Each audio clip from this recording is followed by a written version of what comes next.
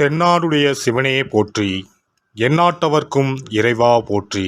அனைத்து தமிழ் உள்ளங்களுக்கும் கனிவான வணக்கங்கள். நிகழும் ஸ்ரீ மங்களகரமான சோபகிருது ஆண்டு மாசி மாதம் 18ஆம் தேதி வெள்ளிக்கிழமை அன்று பஞ்சமி திதியில் சுவாதி நட்சத்திரத்தில் துருவ நாமயோகத்தில் தைத்தூலம் காரணத்தினில் அமிர்தயோகம் கூடிய நன்னாளில் இந்த சீர்மிகு மார்ச் மாதம் பிறக்கிறது.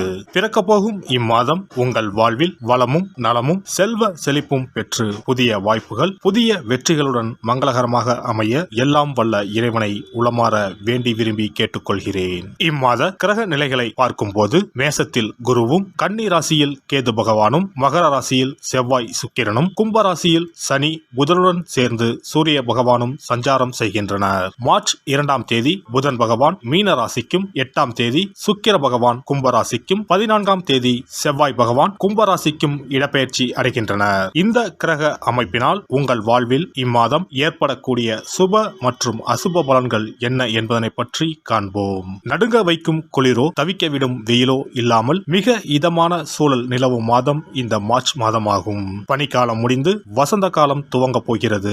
மாசி மாதத்தின் பிற்பகுதியும் பங்குனி மாதத்தின் முற்பகுதியும் இணையும் மாதம் இந்த மார்ச் மாதமாகும். கும்ப மாதமும் மீன மாதமும் இணைந்த இந்த மார்ச் மாதத்தில் பல திருப்பங்கள் உங்கள் வாழ்வில் நடைபெற உள்ளன. கும்பராசி அன்பர்களே, இம்மாதம் அனைத்து காரியங்களிலும் வெற்றி உண்டாகும். பணவரவு மகிழ்ச்சி தருவதாக இருக்கும். புதிய வாகனம் வாங்கும் யோகமும் உண்டாகும். சிலருக்கு எதிர்பாராத அதிர்ஷ்ட வாய்ப்புகளும் ஏற்படக்கூடும். தெய்வ பக்தியும் ஆன்மீகத்தில் நாட்டமும் அதிகரிக்கும். புண்ணிய தலங்களுக்கு சென்று வரும் வாய்ப்பு ஏற்படும். பெண்களால் பொருள் சேர்க்கை உண்டாகும். உறவினர்களால் அடிக்கடி பிரச்சனைகள் ஏற்படக்கூடும் என்பதால் கூடுமான வரை அளவோடு பழகவும். கணவன் மனைவிக்கு இடையே சிறு சிறு அளவில் கருத்து வேறுபாடு ஏற்பட வாய்ப்பு உள்ளதால் ஒருவரை ஒருவர் அனுசரித்து செல்வது நல்லது. புதன் பகவான் சாதகமற்ற நிலையில் இருப்பதால் குடும்பத்தில் அடிக்கடி பிரச்சனைகள் ஏற்படக்கூடும். பிள்ளைகளால் சில சங்கடங்களை சந்திக்க நேரிடும். வெளிநாட்டில் இருந்து எதிர்பார்த்த செய்தி கிடைப்பதில் தாமதம் ஏற்படும். தந்தையின் உடல் ஆரோக்கியத்தில் கவனம் தேவை. அவருடைய தேவைகளை நிறைவேற்ற முயற்சி செய்யவும். நண்பர்களிடம் எதிர்பார்க்கும் உதவிகள் கிடைக்கும். நண்பர்களால் வாழ்க்கையில் நல்ல திருப்பம் ஏற்படக்கூடும். அலுவலகத்தில் பதவி உயர்வு, ஊதிய உயர்வு போன்ற சலுகைகள் கிடைக்கும். ஆனாலும் பணிச்சுமை அதிகரிக்கவே செய்யும். சக ஊழியர்கள் உங்கள் பணிகளில் உதவிகரமாக இருப்பார்கள். சிலருக்கு வேலையில் இடமாற்றமும் ஊர் மாற்றமும் ஏற்பட வாய்ப்பு உண்டாகும். தொழில் மற்றும் வியாபாரத்தில் மாத முற்பகுதியில் விற்பனை அதிகரிப்பதுடன் லாபமும் படிப்படியாக உயரும். ஆனால் முன்பின் தெரியாதவர்களுடன் ஒப்பந்தம் செய்து கொள்ள வேண்டாம். ஷேர் மூலம் ஆதாயம் வரும். குடும்பத்தை நிர்வகிக்கும் பெண்களுக்கு குடும்பத்தை நிர்வகிப்பதில் சற்று சிரமம் இருக்கவே செய்யும். பொறுமையை கடைபிடிப்பது நல்லது. வேலைக்கு செல்லும் பெண்களுக்கு வேலை சுமை கூடுதலாக இருக்கும். மாணவர்கள் பாடங்களை மன நிறைவுடன் படிப்பீர்கள். கூடுதல் மதிப்பெண் பெற மேற்கொள்ளும் முயற்சிகள் யாவும் வெற்றியடையும். கலைஞர்கள் உற்சாகமுடன் செயல்பட்டு கொடுத்த வாக்கினை காப்பாற்றி விடுவீர்கள். பணவரவு தாராளமாக இருக்கும். தேவையான பட வாய்ப்புகள் வரும். அரசியலில் உங்களுக்கு சாதகமான சூழ்நிலை நிலவும். குறிப்பிட்ட சிலர் உங்களுக்காக பேசுவார்கள். நற்காரியங்களில் ஈடுபட்டு பேரும் புகழும் கிடைக்கப் பெறுவீர்கள். நட்சத்திர பலன்கள் அவிட்டம் 3, 4ஆம் பாதம். இந்த மாதம் பயணங்கள் செல்ல நேரலாம். வாக்கு உண்மையால் எடுத்த காரியத்தை சிறப்பாக செய்து முடிப்பீர்கள். தொழில் வியாபாரத்தில் இருந்த போட்டிகள் விலகும். பணியாட்கள் மூலம் காரிய அனுகூலம் உண்டாகும். சரக்குகளை பாதுகாப்பாக வைப்பது நல்லது. சதயம் நட்சத்திரம். இந்த மாதம் உத்தியோகத்தில் இருப்பவர்களுக்கு உழைப்பு அதிகரிக்கும். எந்திரங்களை இயக்குபவர்கள் கவனமாக இருப்பது நல்லது. குடும்பத்தில் மகிழ்ச்சியும் குதூகலமும் ஏற்படும். குடும்ப உறுப்பினர்கள் ஒற்றுமையுடன் செயல்படுவார்கள். கணவன் மனைவிக்கு இடையே இருந்த மன வருத்தம் நீங்கும். போராட்டாதி 1, 2, 3ஆம் பாதம். இந்த மாதம் குழந்தைகள் உங்கள் சொல்படி நடப்பது மனதுக்கு மகிழ்ச்சி தரும். சாமர்த்தியமான பேச்சின் மூலம் எடுத்த காரியத்தை வெற்றிகரமாக செய்து முடிப்பீர்கள். தொழில் வியாபாரத்திற்கு தேவையான பண உதவிகள் கிடைக்கும். மாரியம்மனை தீபம் ஏற்றி வழிபட எல்லா துன்பங்களும் நீங்கும். காரிய வெற்றி. இனி இந்த மார்ச் மாதத்தில் மகா சிவராத்திரி எப்போது, இந்த நாளுக்கு அப்படி என்ன சிறப்பு என்பதனை பற்றி காண்போம்.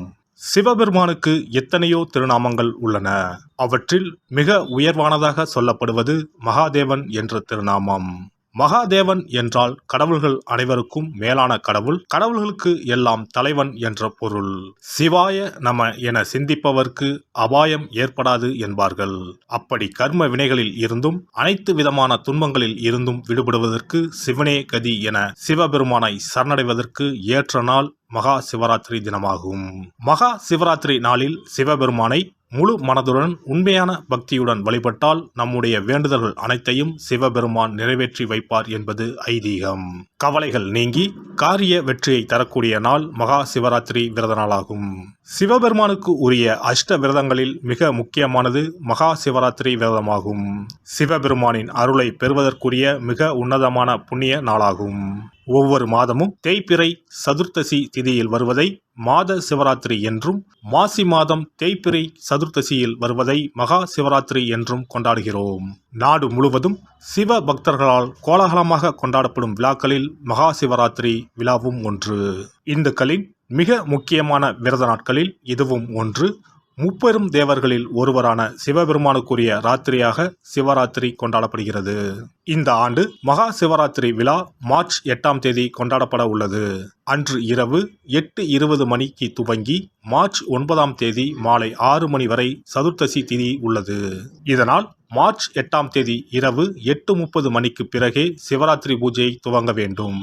சூரிய பகவான் கும்பராசியில் பயணம் செய்யும் மாசி மாதத்தில் தேய்பிறை சதுர்த்தி நாளில் முதல் நாள் மாலை துவங்கி அடுத்த நாள் காலை வரை சிவனுக்கு தொடர்ந்து 4 கால பூஜைகள் செய்யப்படும்.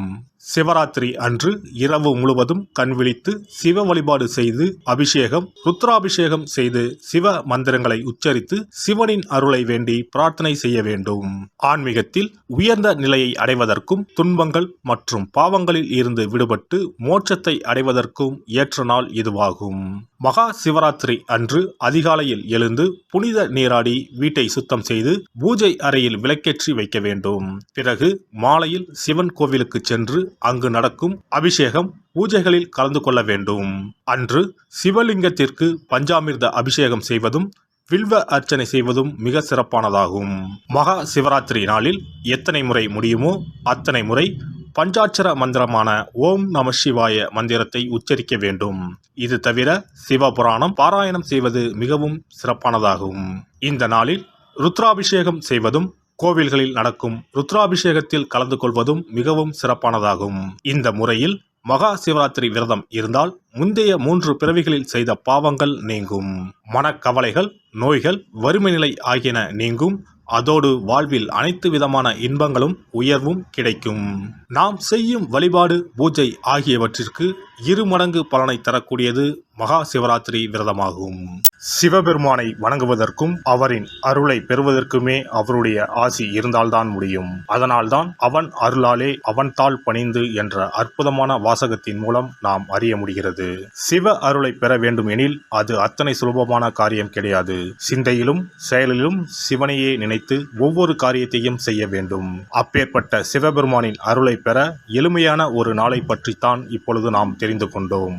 எல்லாம் வல்ல இறையருளால் நீங்களும் உங்கள் அன்பு குடும்பமும் உடல் நலம், நீலாயுள், நிறை செல்வம், உயர் புகழ், மெய்ஞானம் ஓங்கி வாழ்க வளமுடன். இந்த வீடியோ உங்களுக்கு பிடிச்சிருந்தா லைக் பண்ணுங்க, ஷேர் பண்ணுங்க அண்ட் சப்ஸ்கிரைப் பண்ணுங்க. பக்கத்துல இருக்க பெல் ஐகானை கிளிக் பண்ணுங்க. நன்றி, வணக்கம், வாழ்க வளமுடன்.